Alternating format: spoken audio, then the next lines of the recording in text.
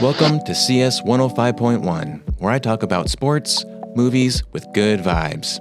On today's podcast, I'm going to talk about Game 3 of the preseason for the Nuggets, which they just lost to the Suns 118 to 114.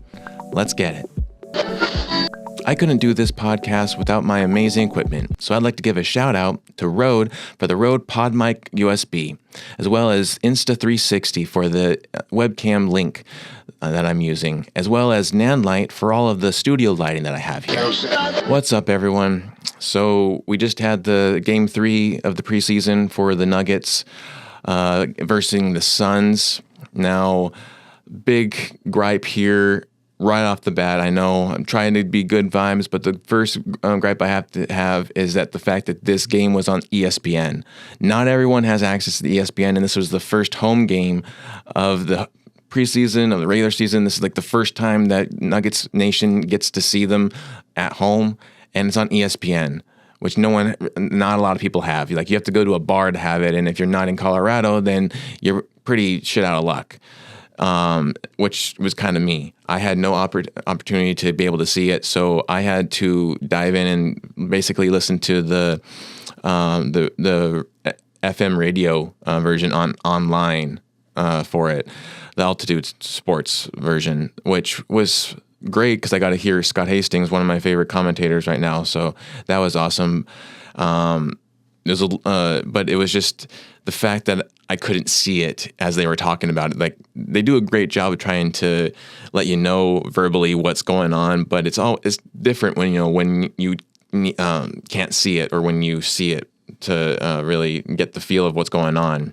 I'm looking forward to actually seeing the first game at home on Tuesday, I think, against the Thunder, which is, if we can't even beat the Suns tonight, then I don't know what's the next couple of games are going to look like. It's just up in the air at this point. But so the Nuggets lose 118 to 114. The biggest point in here now, everyone's talking. This is just preseason, which is basically practice. So none of these games matter, but they do kind of matter because they're setting the tone going into the season.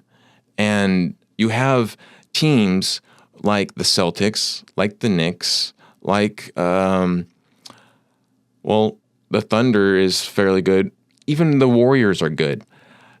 From previous preseasons of multiple different sports, the kind of commonality that I've noticed is that the worst teams in regular season usually do really good in preseason, and the better teams in regular season do kind of bad in preseason.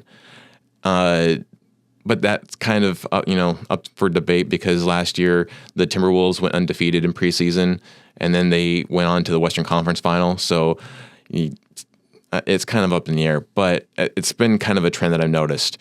And so I'm hoping that that's true for right now, because if right now is the only suffering that we as Nuggets Nation have to endure, then I'm all for it.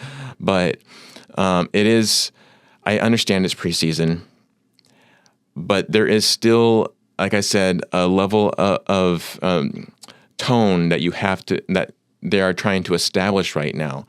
You also have to send a message to the rest of the league, which is what kind of the Celtics are doing. As much as I hate the Celtics, they are sending a message, and they are looking like a huge juggernaut.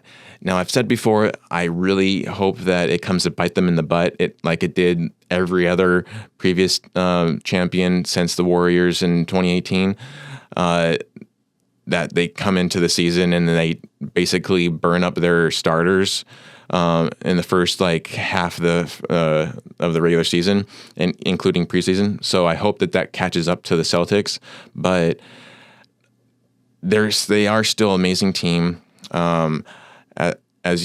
I've said in my previous episodes, I am also a Knicks fan, so I'm really happy that the Knicks are doing well right now. I hope that they maintain that. Not quite on board the cat train yet, but I am very slowly getting there, and I won't be a full cat supporter until the Knicks actually go to the Eastern Conference Finals. I'm still really hoping that this is the year that I get my Knicks versus Nuggets finals. That would be freaking amazing. but nonetheless, preseason. So I understand it's preseason, but we're setting a tone. And Suns went into this game not even playing any of their starters. They were playing the first tier of bench players on down. And they managed to pull ahead and beat not only our starters or I should say not only our bench players, but our starters as well. That is just uncalled for. That is unnecessary. That is embarrassing for the Nuggets squad to be letting non-starters come in and sweep the floor with them, essentially. The starters for the Nuggets tonight were Jamal Murray, Jokic, AG, Michael Porter Jr., and CB. I don't know what's going on with Jamal Murray. I mean, he has always been very with it, but then within the last, I want to say, since the Timberwolves game, like he's just kind of checked out. He's not on the same level that he used to be, and I don't know what's going on. And I hope that he gets himself right. I hope the one worry that I have right now, and I hope I'm not like putting this juju out there because I don't want it, but what's going on right now kind of feels a little bit similar to that of what went on with Klay Thompson in the Warriors. The only difference is he actually had 4 rings to show for it, whereas Jamal only has 1 ring.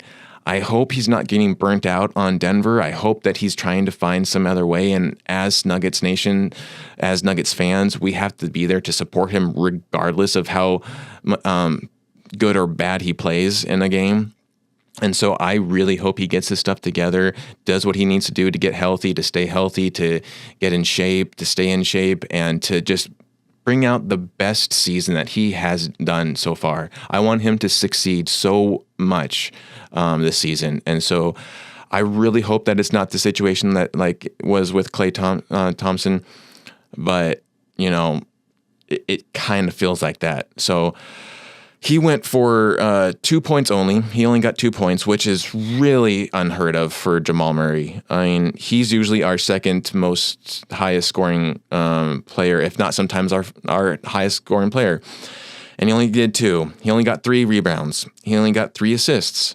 The one thing that he did excel on amongst the rest of the team was steals. He got 2 steals. So, you know, as long as you find, actually, was that 3 steals?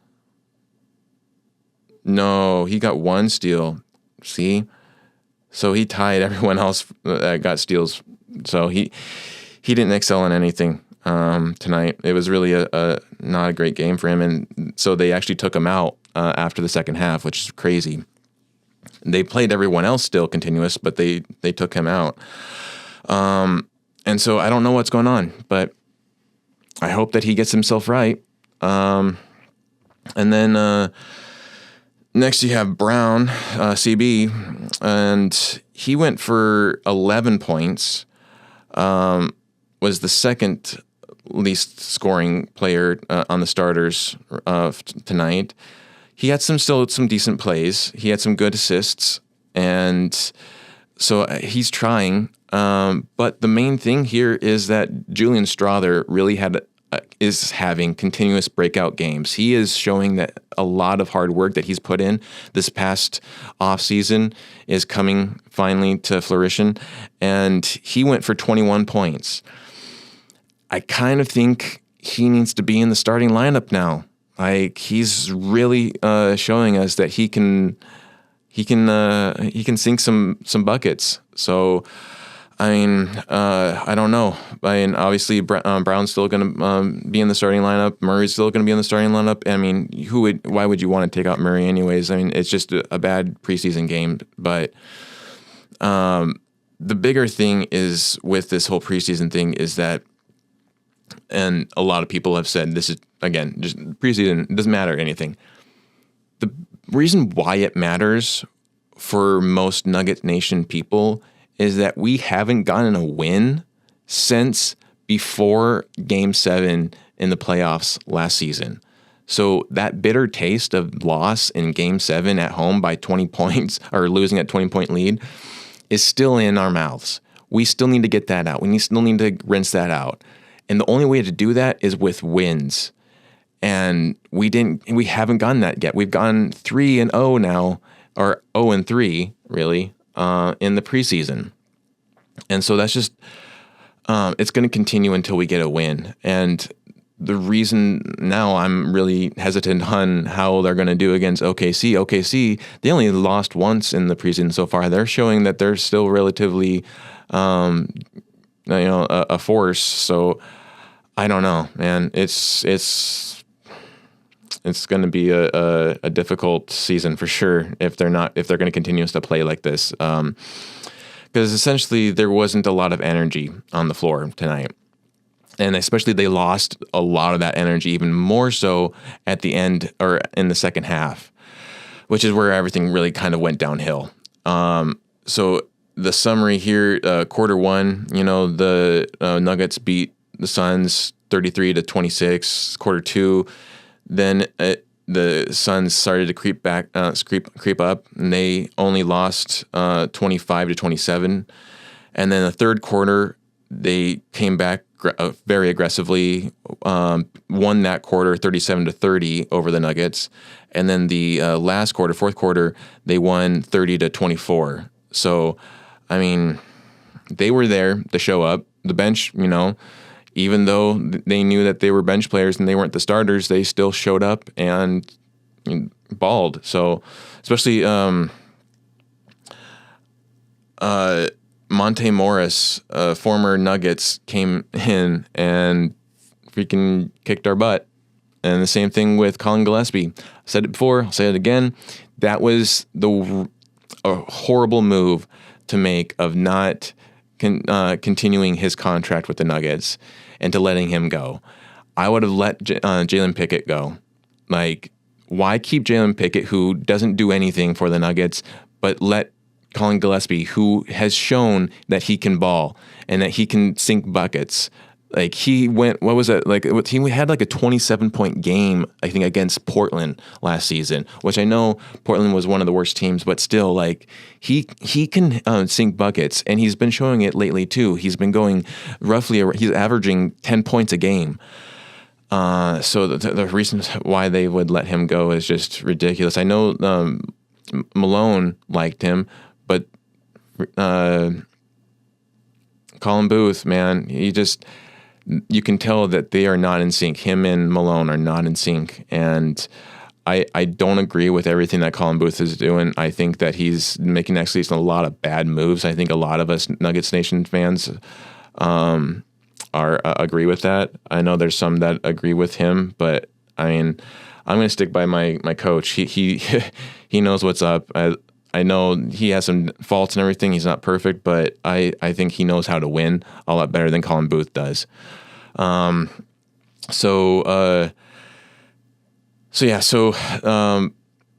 other issue was Hunter Tyson. This is his second year, and his inconsistency in showing up ready to play is just getting kind of frustrating. And I'm sure it's frustrating to him. I mean, he's the one that has to deal with when he has bad games and everything, as well as us. And it's probably even more so for him because you have to have there's that pressure of letting your team and your fans down whenever you're not playing well. But he did not have a good game at all. He didn't score anything, which he should be scoring stuff. He's a great 3-point shooter, and he had nothing tonight. He had a couple of rebounds and an assist, 1 steal, but then other than that, nothing, I mean, there has been a consistent issue with Zeke Naji and the Nuggets Nation. We've ragged on him a lot. He did fairly well in that first game in Abu Dhabi against the Celtics, and then he kind of didn't show up for game 2 very well, and now he's back to showing up for tonight's game. He went with 11 points, and so when you're the second most scoring bench player and you're Zeke Naji, I mean, he's at least showing up and he's doing stuff. He had a really amazing block against Colin Gillespie. That was kind of sending a message there. And I just hope that he continues to to elevate his talent and his playmaking skills, because it would be great to not have people hating on him. I still dig Zeke Naji. He had a lot of good plays. Probably not as much as he should have had last season, but he did have some good plays. And there was even one game that he won the defensive player of the game from Malone. So he can get it if he wants to. It's just the matter of, does he want to? And I hope he does. And I hope that he's continuing that hard work to elevate himself, to really show, especially with how much he's paid. He's one of the highest paid bench players. So he needs to be showing up for sure. But Strother was cooking. I mean, a lot of people already knew that he was going to be a good player before he was even drafted by the Nuggets. But then when he was drafted in, he had already a fan base following him from Gonzaga. Gonzaga, yeah. And I remember the few games that I went to last season, people were cheering for him, even though he was out for most of the season last year. And so I'm excited to see this season with him. He's going to be pretty killer. As long as he stays healthy, he's going to be a huge asset to the team. And I'm looking forward to that. It's really awesome to go 21. Funny enough, so there was 3 players that scored up high, and they all got 21 points. So it was Strother, MPJ, and Jokic all got 21 points. I think that's pretty cool. Now, if we could have gotten everyone else to get higher and actually have won, then that would have been even better. But still pretty cool that 3 players got the same amount of points. And so AG, he only went 12 points. Had 5 rebounds. He had pretty good, lob from both Jokic, but then also Russell Westbrook, which was pretty awesome. Russ getting in on the lob into AG stuff. That you gotta love when you see that stuff. So it's pretty cool. And then the other issue, kind of going off away from the game, but focusing more on the watching of everything. I know, even though I didn't really see the game, I was watching the NBA app for updates and everything.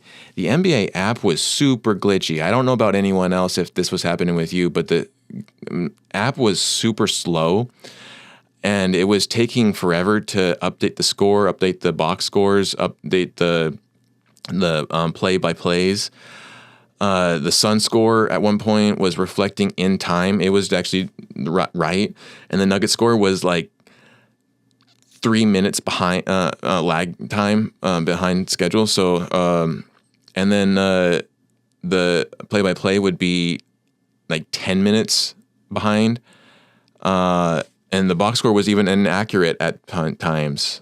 And then even the score would be going back and forth. So, I mean, that's just really frustrating when you're trying to stay up to date with everything that's going on in the game, and the stuff that's provided for you, the platforms that provide that information to you, are super glitchy.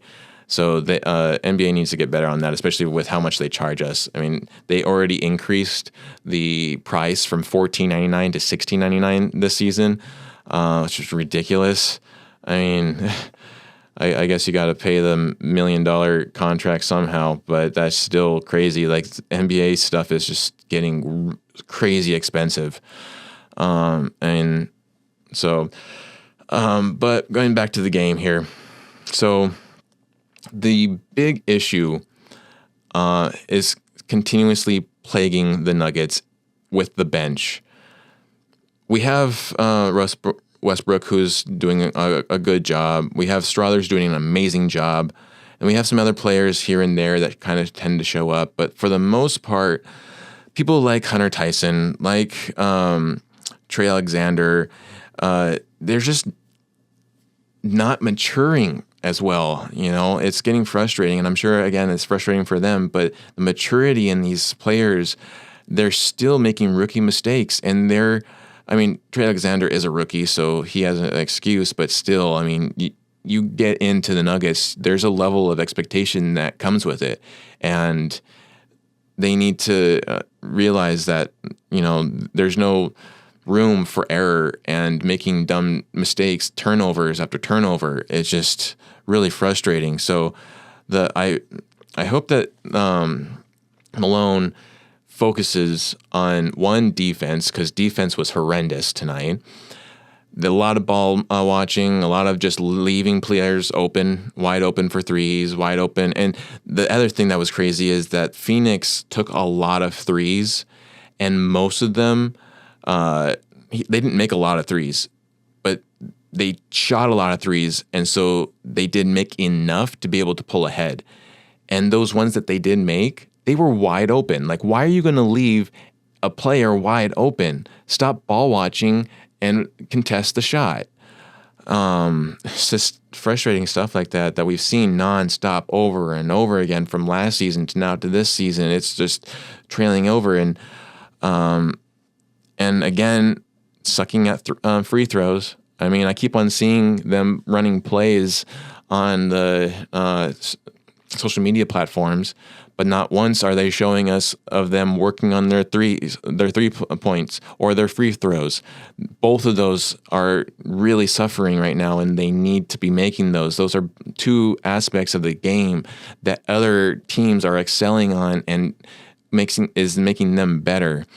And so that's getting frustrating. We still have Jokic, and a lot of players and the whole team relies on Jokic. And the one cool thing is that he got his first double-double of the preseason of this 2024-2025 season overall. First one tonight. So there'll be many more to come from that. But yeah, I mean, I don't know.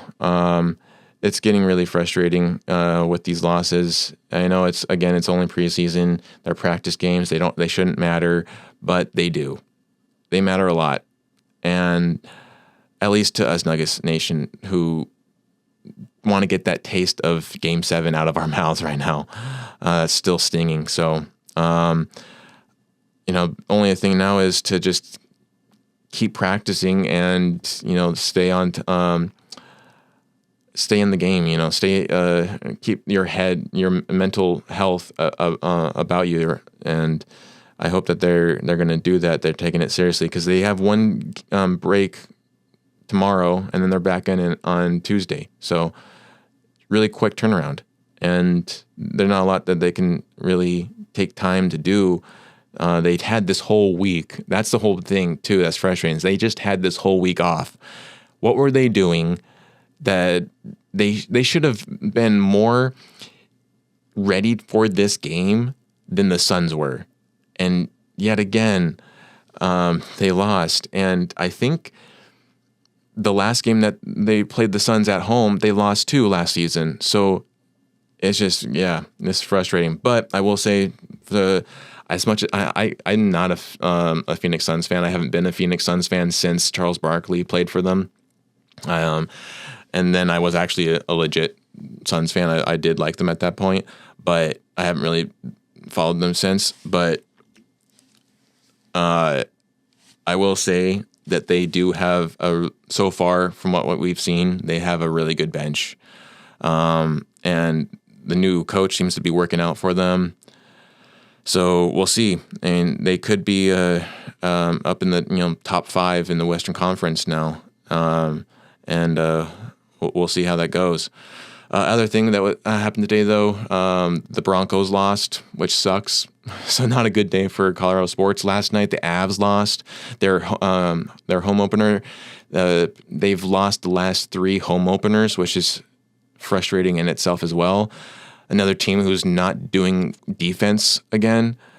A lot of people rag on Georgiev. I don't. I like Georgiev, and I think a lot of it has to come from the rest of the players. A lot of puck watching, not getting and blocking the net, and protecting Georgiev enough.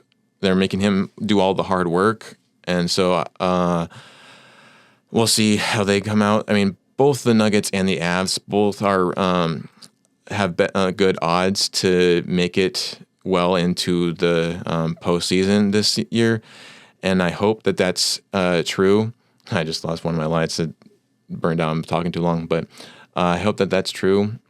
We'll see, but right now, not a lot of good vibes going on right now for that. So, but and then Broncos lost, so just really kind of bad day for Colorado sports. Good thing is that the Dodgers won. I know I'm a where is it? Right there. The Rockies. Being Colorado, I do support the Rockies, but my backup team has always been the Dodgers. So I'm glad that the Dodgers are on their way to hopefully winning the World Series. That's who I want to win. So go Dodgers. Ohtani is amazing. Probably my favorite baseball player right now currently. And then the biggest win was for New York, which is awesome. So the Knicks won today, and the Liberty won finally in their finals. I'm really pulling for the Liberty. I hope that they beat Minnesota, especially even more so being a Nuggets fan. I know that the Lynxes weren't the ones that beat the Nuggets, but they are. I still am grouchy towards them out of association for the Timberwolves. So anyone who beats Minnesota, I'm all for it. And then, but that was a good game. Actually, I caught that. That was on ABC. Although I don't know what's going on with ABC's app. Man, like the app no longer exists. So that was a trash app to begin with, and then it moved on to the internet and on their website, and it's still trash. It's glitching all the time. And it's so frustrating, especially when major plays in the finals game are happening and you don't know what happened because it glitches, it freezes. Oh my God, that happened so many times today. And crucial moments too. It was a tight game at points. But Laney Hamilton, freaking amazing today. Stewie had a decent game, not as good as previous games, but she still did an amazing game because she's as amazing as herself. Sabrina, the thing I love about Sabrina is that even when she's not shooting well, she finds ways to make plays for the rest of the team. She finds ways to make her presence be felt. That's what you have to do. Nuggets, take note. All the bench players, take note. Even though you can't shoot well at times, you got to find a way to make your presence felt. Sabrina Ionescu does that. And that's one of the biggest reasons why I'm a New York Liberty fan is because of her and her perseverance to try to make herself, her presence known and to just elevate herself, trying to find ways around, bad spots that she gets into. That's really commendable. So that's all I have today for this podcast. I hope you enjoyed it. Please give a like and subscribe if you did, and share with your friends. And we'll be back on Tuesday for Nuggets versus Oklahoma. So this has been CS 105.1 with sports, movies, and good vibes. And just a quick note, I know I haven't talked about movies yet, but they're coming.